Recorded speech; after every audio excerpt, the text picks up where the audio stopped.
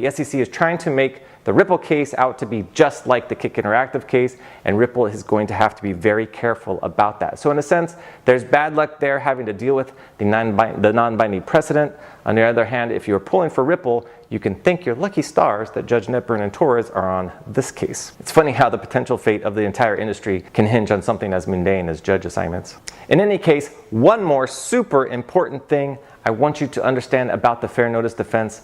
I think Ripple's argument that its sales of XRP were not a security are stronger than its fair notice defense, but I think the fair notice defense might be more important, and here's why. The US follows the rule of stare decisis, meaning that rulings from upper courts control the lower courts. The Kik Interactive case is from a same level court, so it's persuasive authority, but it's not binding. If the ruling was from an appellate court, which is a higher court, the ruling would be binding on the Ripple court, which is a lower court. So if Ripple wins on the fair notice defense, it becomes persuasive authority for any crypto company the SEC sues from this point forward. If the fair notice defense survives and Ripple wins, the SEC is going to have an uphill battle winning any other lawsuits they bring. But wait, it's even bigger than that. Listen to this. Even if Ripple loses the fair notice defense, they can appeal the ruling.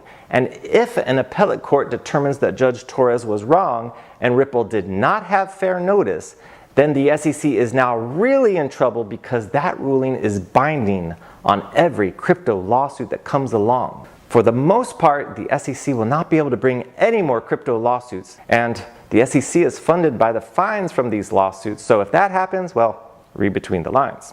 So the fair notice defense is the main thing right now. It's the thing that is applying pressure to the SEC. It's pressure that's the key. It's the defense that the SEC is most worried about for good reason, and it's the defense that could potentially save the industry from the SEC, and it's the defense that would lead to the case settling or resolving before a hearing on summary judgment. Pay attention.